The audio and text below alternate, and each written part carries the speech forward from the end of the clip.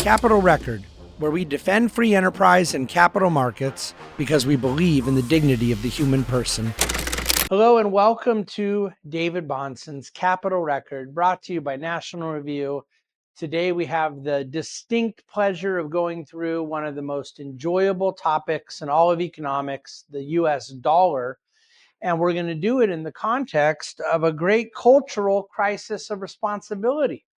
And you say, I don't even know if I want to listen to you talk about the dollar, and I certainly don't have any idea what this has to do with a cultural lesson of responsibility. I want to read to you a quote from my friend Stephen Miran, who is the chairman of the Council of Economic Advisors in this Trump 2.0 administration.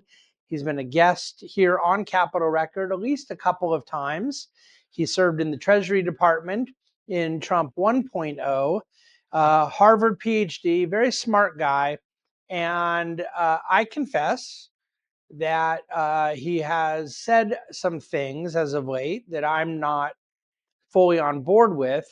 None of this is personal whatsoever. I hold Steve in very high regard and want to address the policy merits of some of the things that are being discussed. This is going to tee up for us an ability to talk about the US dollar in a way that I think this podcast needs to address it. There is more noise on this subject than we can even imagine. And if Capital Record is going to stand for robust capital markets that are a means to the end of human flourishing, that we want a free society and the various equipment that goes therewith to help facilitate a better standard of living, and some form of a currency policy, one way or the other. We're begging the question right now, what we want that currency policy to be is going to be a part of this. And it's a complicated subject that I've already alluded to, bores people and frustrates people. So it's hard to get to a place that you might find cogency and clarity when no one even likes the subject to begin with.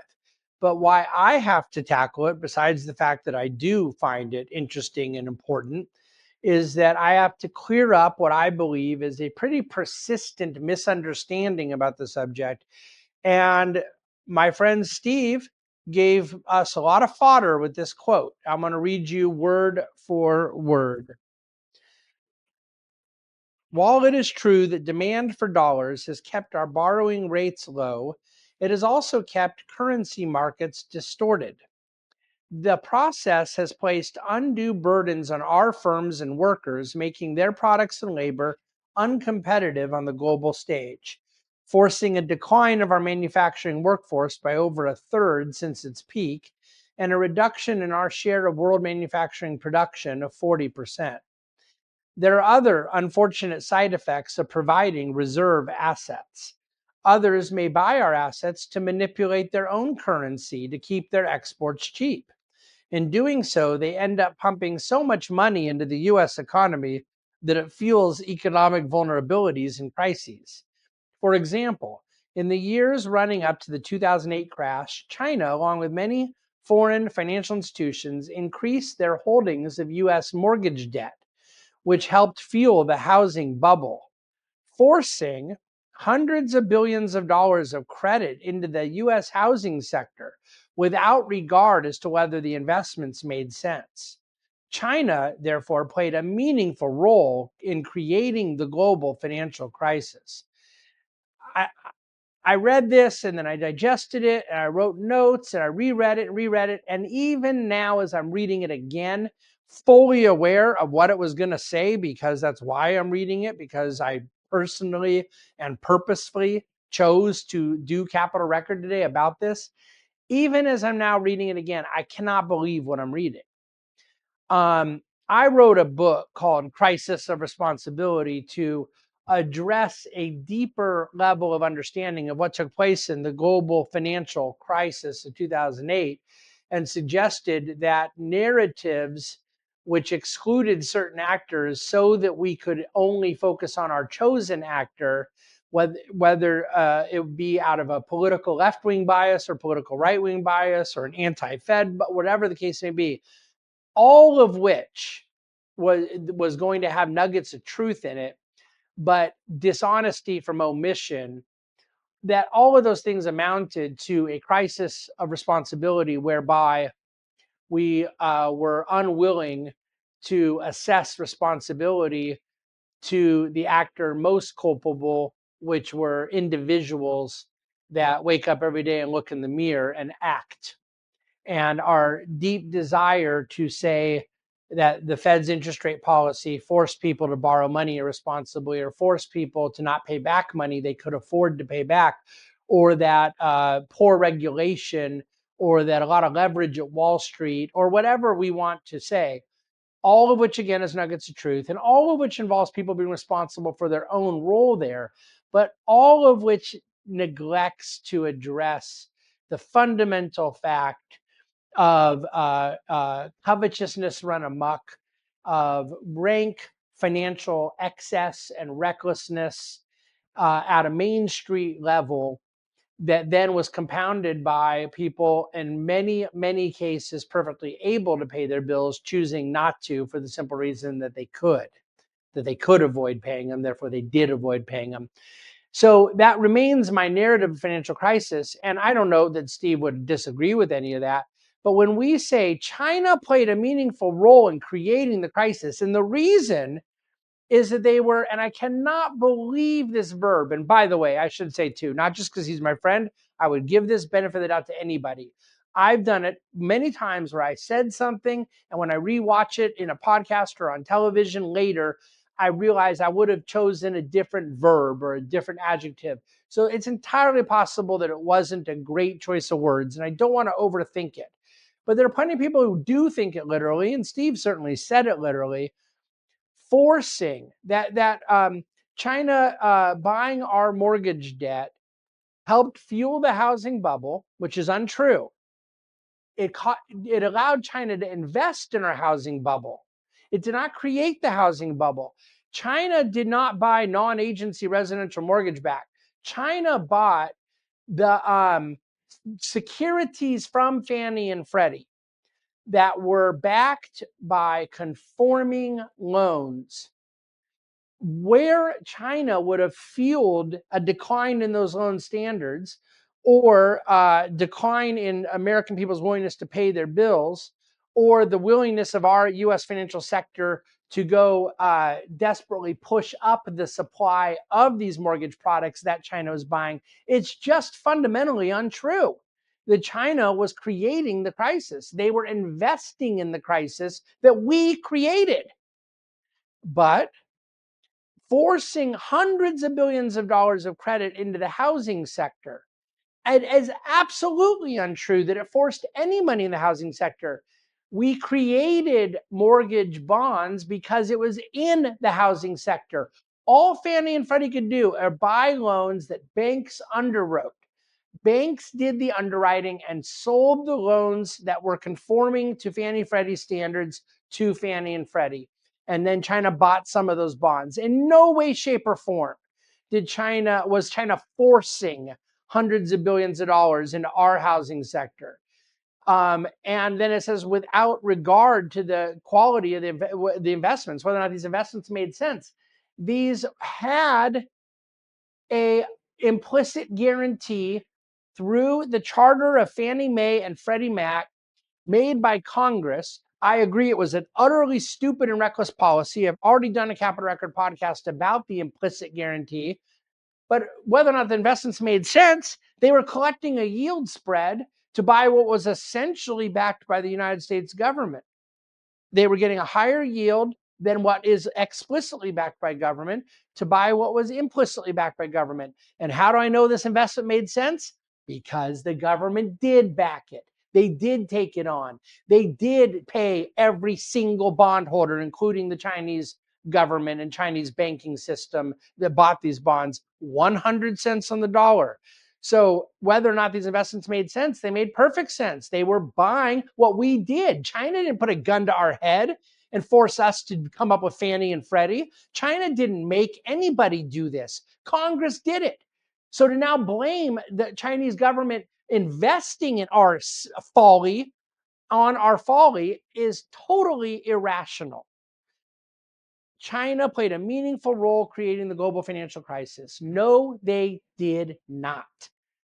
We created the global financial crisis through a individual society that was completely run amok on covetousness and irresponsibility, a social framework that didn't punish people, had no mitigation in place for being a degenerate, and a financial system that facilitated it. I'm not vindicating anybody.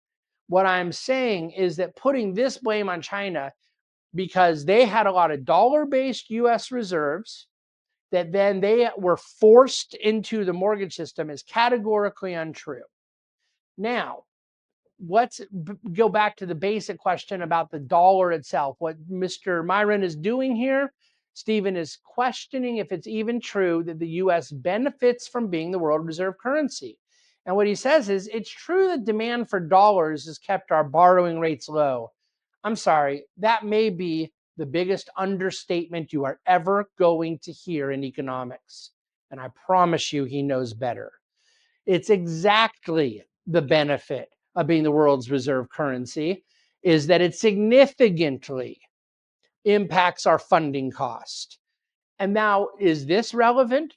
Since we spend like drunken sailors because we choose to run fiscal deficits a mile long, is that a good thing or bad thing that being the reserve currency helps lower funding cost?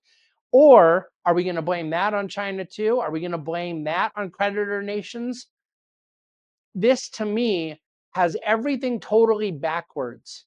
It's absolutely true that these are some of the tools we use to facilitate what we've chosen to do. It is dead wrong that these are the tools that make us do it. We choose to spend more than we bring in, and we benefit from low funding, a low funding that is largely facilitated by being the world's reserve currency. And now we're going to complain about being the world's reserve currency? If you don't want to be the world's reserve currency, or more specifically, you don't want um, us to be in a position that we're running fiscal deficits, then don't run fiscal deficits. Then balance the budget, then reform entitlements. All of those things are available to US policymakers. We've chosen not to do it. Now, what are the benefits of the dollar being reserve currency besides lower funding cost? Massive geopolitical leverage and a significantly cost advantaged import system. We get cheaper imports with a stronger dollar and, of course, less expensive foreign travel. Now, there are trade-offs. The cost is largely for exporters.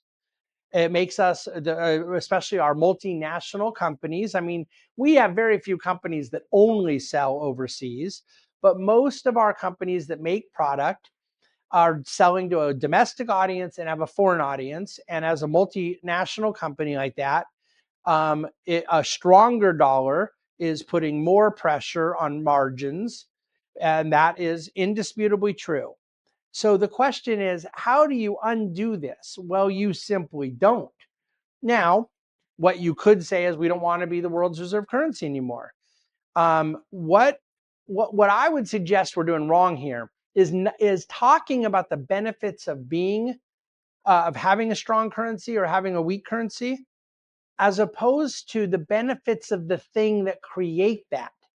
We have cause and effect backwards. Let me explain.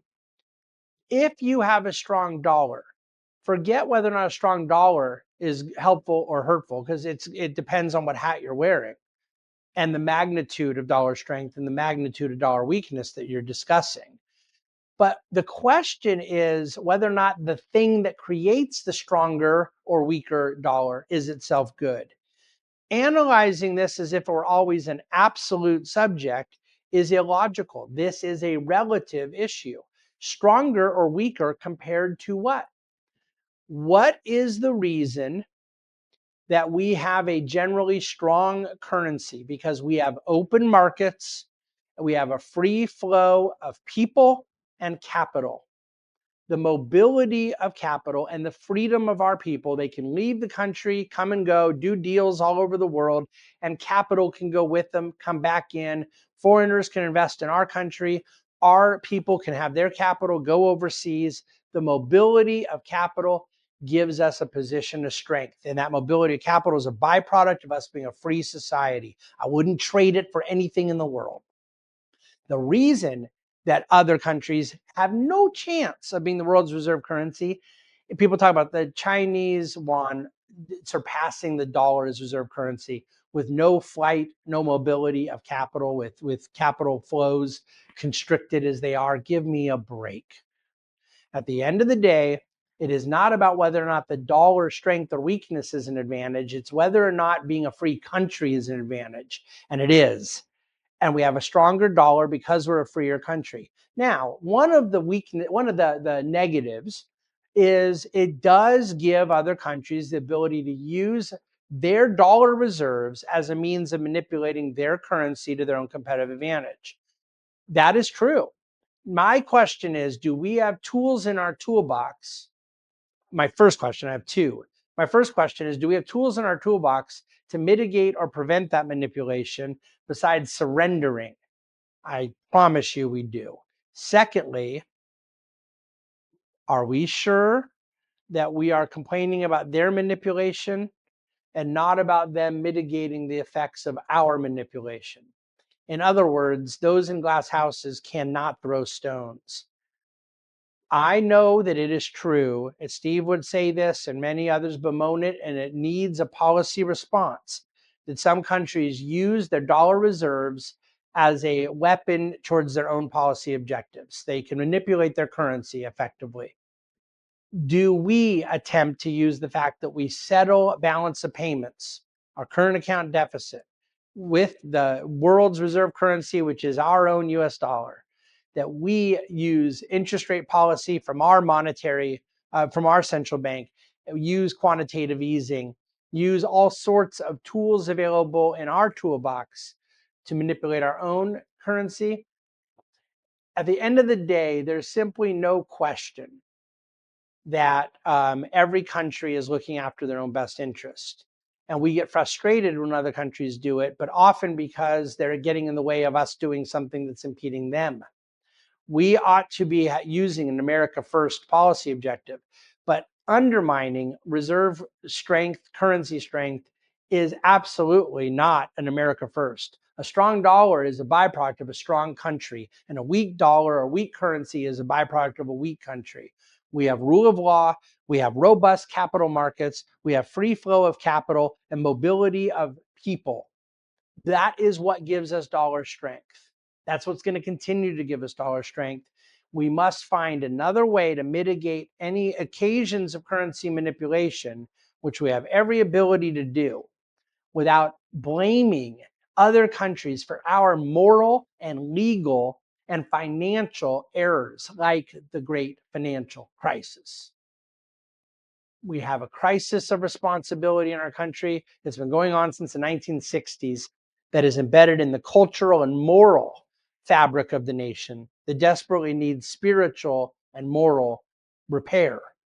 We are not helping the cause by finding new boogeymen still, like blaming China using dollars to invest capital back in the United States and stating that that helped or forced them into fueling our own crisis. I'm sorry, it's just not true.